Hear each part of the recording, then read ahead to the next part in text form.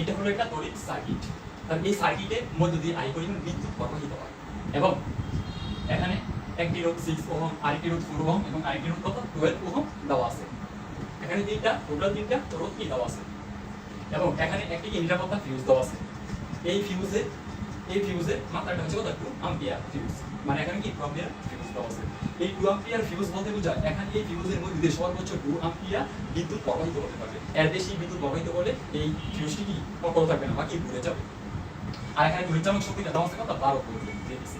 এখন আমাকে কোয়েশ্চন করছে যে বর্তনীটি হলো কত, এবং সেকেন্ড কোয়েশ্চন হলো উদ্দীপকের বর্তনীটি সবগুলো রোধ সমান্তরালে সংযুক্ত করলে সৃষ্ট তড়িৎ প্রবাহের কারণে ফিউজটি অক্ষত থাকবে কিনা। মানে এখানে সবগুলো রোধ, এখানে টোটাল তিনটা রোধ যদি আমি সমান্তরালে সংযুক্ত করি তাহলে এই এখন থেকে আমি যে তড়িৎ প্রবাহটা পাবো এই তড়িৎ প্রবাহের কারণে এই ফিউজটা অক্ষত থাকবে নাকি অক্ষত থাকবে না, এটা আমাকে প্রমাণ করতে হবে। তাহলে আমি প্রথমে ফার্স্ট কোয়েশ্চনটি সলভ করি। তাহলে ফার্স্ট কোয়েশ্চনটি হচ্ছে বর্তনী তুল্য রোধ কত, মানে এই টোটাল বর্তনীটা তুল্য রোধ আমাকে বের করতে হবে। তাহলে আমরা এখানে দেখি যে গ নম্বরের ক্ষেত্রে আমরা এখানে প্রথম রোধ R1 ইকুয়াল টু কত দেওয়া আছে 6 ওহম দেওয়া আছে, এবং দ্বিতীয় রোধ কত দেওয়া আছে R2 ইকুয়াল টু কত 4 ওহম, এবং দ্বিতীয় রোধ দেওয়া আছে R3 ইকুয়াল টু 12 ওহম দেওয়া আছে। এখন আমাকে কোশ্চেন করছে যে তুল্য রোধ, তাহলে তুল্য রোধ যদি বের করতে চাই তাহলে এখান থেকে আমরা দেখতে পাচ্ছি যে R2 এবং R3 সমান্তরালে সংযুক্ত, মানে তারা কি সমান্তরালে কি সংযুক্ত হয়েছে, এবং এখানে R1টা এটাকে তো আমরা R1 নাম দিয়েছি, তাহলে এই R1টা কি শ্রেণীতে সংযুক্ত হয়েছে। যেহেতু এই দুইটা সমান্তরালে আছে তাহলে তাকে কি আমাকে শ্রেণীতে কনভার্ট করতে হবে, তাহলে আমি কি শ্রেণীতে নিয়ে নিই তাকে। তাহলে আমরা এখন বলবো R2 ও R3 সমান্তরালে সংযুক্ত, সমান্তরালে সংযুক্ত। সুতরাং তাহলে এখন আমরা বলবো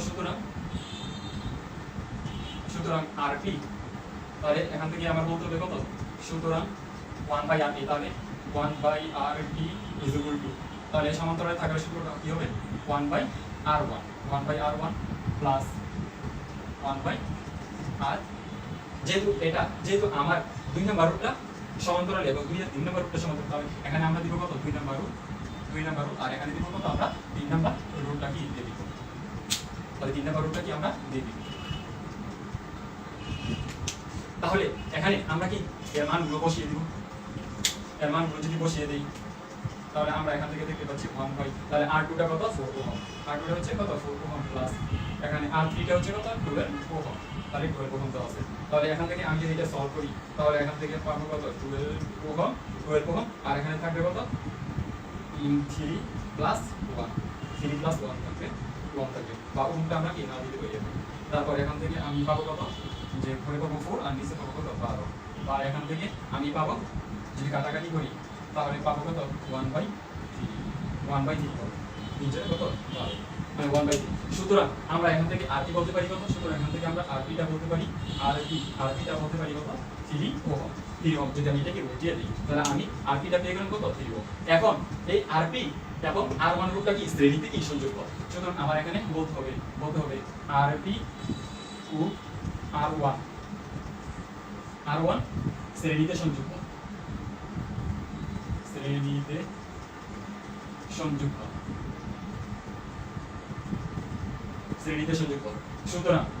সুতরাং RS is equal to RP plus R1।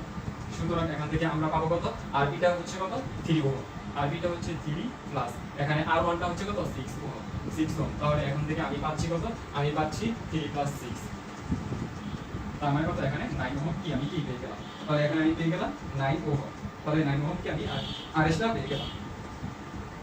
তাহলে এটা হচ্ছে কত আমার উদ্দীপকের বর্তনীর কত তুল্য রোধ, তাহলে আমি তুল্য রোধ কত পেলাম 9 ওহম পেয়ে গেলাম। এখন সেকেন্ড কোশ্চেনটি হচ্ছে কি উদ্দীপকের বর্তনীটি সবগুলো সমান্তরালে সংযুক্ত করলে সৃষ্ট তড়িৎ প্রবাহের কারণে ফিউজটি অক্ষত থাকবে কিনা। তাহলে আমরা দেখি ফিউজটি অক্ষত থাকবে কিনা।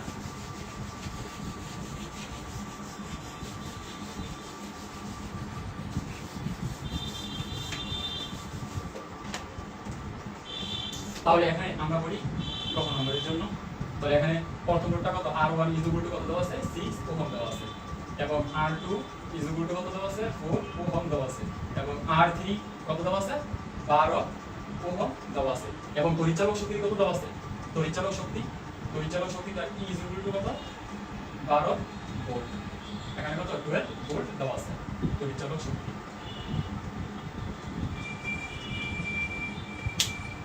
তাহলে এখানে অ্যাম্পিয়ারটা এখানে তড়িৎ প্রবাহ দেওয়া আছে কত 2 অ্যাম্পিয়ার 2 অ্যাম্পিয়ার কত ফিউজটা কি আমার ফিউজের মতো এটা হচ্ছে 2 অ্যাম্পিয়ার কি ফিউজের এটা কি তড়িৎ প্রবাহ দেওয়া আছে আর এখানে পরিচালক শক্তিটা হচ্ছে 12 ভোল্ট। এখন আমাকে তারা বললো এই রোধগুলো কি সমান্তরালে সংযুক্ত করার জন্য। তাহলে আমরা এখন কি করব তিনটা রোধকে সমান্তরালে সংযুক্ত করব। তাহলে এখানে আমরা বলবো R1 ও R2 এবং R3 সমান্তরালে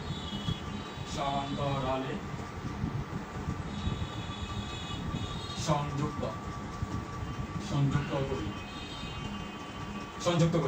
তাহলে সংযুক্ত করি তাহলে এখানে আমরা বলবো 1/RT 1/RT is equal to কত 1/R1 plus 1/R2 plus 1/R3 তাহলে এখানে আমি রূপগুলো বসিয়ে দিব রূপগুলো বসে তাহলে 1/R1 হচ্ছে 6 তারপর এখানে হচ্ছে 1/R2 R2 হচ্ছে কত 4 ওহম প্লাস এখানে R3 টা হচ্ছে কত R3 টা হচ্ছে 12 ওহম তাহলে এখান থেকে যদি আমি সলভ করি তাহলে আমি পাবো এখানে 12 আর এখানে পাবো কত এখানে পাবো 3 এখানে পাবো 2 পাবো এখানে 12 আর এখানে পাবো প্লাস আর এখানে 3 4 কত পাবো তাহলে এখানে হবে 3 প্লাস আর এখানে আছে কত 1 তাহলে আবার যেহেতু জায়গা হচ্ছে তাহলে আমি এখানে লিখতে পারবো তাহলে এখানে টোটাল দাঁড়াচ্ছে কত নিচে হচ্ছে 12 আর উপরে হচ্ছে কত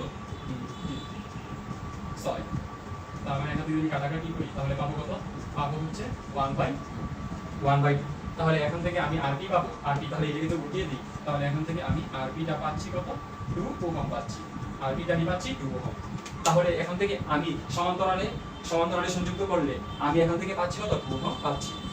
তাহলে যেহেতু আমি এখানে আরপিটা পেয়ে গেছি এবার আমি দেখব এই ফিউজটি অক্ষত থাকবে নাকি থাকবে না। এবার যদি অক্ষত যদি থাকতে হয় তাহলে আমার কি বার করতে হবে তড়িৎচালক আমার কি তড়িৎ প্রবাহ বার করতে হবে। তাহলে তড়িৎ প্রবাহ যদি বার করি তাহলে আমি এখানে দেখি তড়িৎ প্রবাহটা আমি এখন বের করি। তাহলে আমরা জানি তড়িৎ প্রবাহ I = আমরা জানি তড়িৎ প্রবাহ সুতরাং I = E/R কত R যেহেতু এখানে টোটাল রুটটা আমি পেয়ে গেছি কত RP তাহলে এখানে RP দিতে হবে। তাহলে এখানে এটা হচ্ছে কত এটা হচ্ছে তড়িৎচালক শক্তি কত 12 ভোল্ট তার মানে এখানে হচ্ছে 12 ভোল্ট আর এখানে RPটা কত RPটা আমি পাচ্ছি কত 2 ওহম তার মানে এখানে 2 ওহম। তাহলে এটাকে যদি ক্যালকুলেশন করি তাহলে কত পাবো আমি পাবো কত 6 অ্যাম্পিয়ার পেয়ে যাব। তাহলে আমি কত পাবো 6 অ্যাম্পিয়ার পাচ্ছি। তাহলে এখানে তাহলে টোটাল আইটা হচ্ছে কত টোটাল আইটা হচ্ছে 6 অ্যাম্পিয়ার যেহেতু টোটাল 6 অ্যাম্পিয়ার হচ্ছে কিন্তু এখানে ফার্স্ট তড়িৎ প্রবাহটা কত ছিল 2 অ্যাম্পিয়ার ছিল কিন্তু আমি সেকেন্ডটা কত পাচ্ছি 6 অ্যাম্পিয়ার পাচ্ছি। সুতরাং আমি বলতে পারি যে I প্রাইমটা কি হচ্ছে ছোট হচ্ছে I প্রাইম ছোট এবং আইটা কত বড় তার মানে আমি বলতে পারি I তাহলে আইটা কত I প্রাইমটা ছোট এবং আইটা কত বড়। তাহলে এখান থেকে আমি কি বুঝতে পারছি যে আমার ফিউজটি কি অক্ষত থাকবে না কারণ এই ফিউজের মধ্যে দিয়ে সর্বোচ্চ 2 অ্যাম্পিয়ার বিদ্যুৎ প্রবাহিত হতে পারে কিন্তু আমাকে এখানে দেখানো হচ্ছে যে এই ফিউজের মধ্যে 6 অ্যাম্পিয়ার বিদ্যুৎ কি প্রবাহিত হবে কিন্তু এই ফিউজের মধ্যে দিয়ে তো মানে 2 অ্যাম্পিয়ার বেশি বিদ্যুৎ প্রবাহিত হতে পারবে না সেহেতু এটা কি এই ফিউজটি অক্ষত থাকবে না মানে কি পুড়ে যাবে।